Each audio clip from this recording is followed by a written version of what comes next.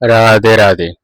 ওম নমো ভগবতে বাসুদেবায়। ওম নমো ভগবতে বাসুদেবায়। ওম নমো ভগবতে বাসুদেবায়। শ্রীমদ্ ভাগবত চতুর্থ স্কন্ধ পোষণম নবম অধ্যায় ধ্রুব মহারাজের গৃহে প্রত্যাবর্তন। শ্লোক 51। তাম শশম সূর্জনা রাজ্ঞিম দিষ্টা তে পুত্র আর্তিয়া প্রতিলব্ধশ্চিরম নষ্ট রক্ষিতা মণ্ডলম ভুব।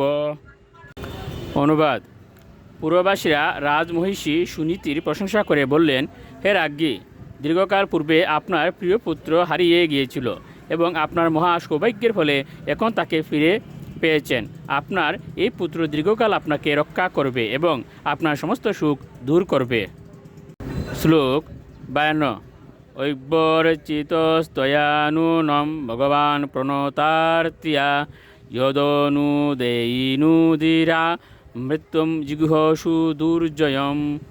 অনুবাদ: হে রানী, আপনি নিশ্চয়ই পরমেশ্বর ভগবানের পূজা করেছেন, যিনি তার ভক্তদের মহাবিপদ থেকে রক্ষা করেন।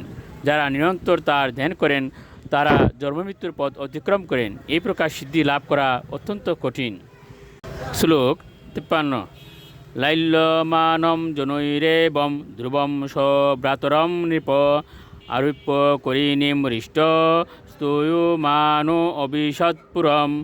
অনুবাদ: মহর্ষি মৈত্রেয় বললেন, হে বিদুর, এইভাবে সকলে যখন ধ্রুব মহারাজের প্রশংসা করছিলেন তখন রাজা অত্যন্ত আনন্দিত হয়েছিলেন এবং ধ্রুব ও তার ভ্রাতা উত্তমকে একটি অস্থিনীর পৃষ্ঠে আরোহণ করিয়ে তিনি তার রাজধানীতে ফিরে গিয়েছিলেন, যেখানে সকলেই তার প্রশংসা করছিল। শ্লোক 54। তত্র তত্র উপসংক্লুপ্তরি লসৎ মকর তুরনয় সবৃন্দয় কদলীস্তম্ভই পুগপুতশ্চ তদ্বিদৈ।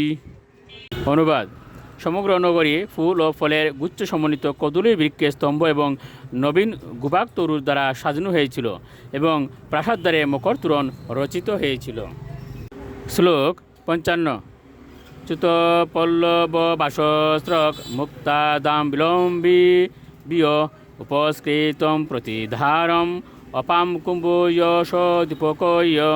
অনুবাদ: প্রতিটি দ্বার আম্র পল্লব বস্ত্র মাল্য ও মুক্তা দামের দ্বারা সুসজ্জিত ছিল এবং বহির্দেশে সারি সারি জলপূর্ণ কলস এবং তার সামনে দীপাবলি শোভা পাচ্ছিল। রাধে রাধে।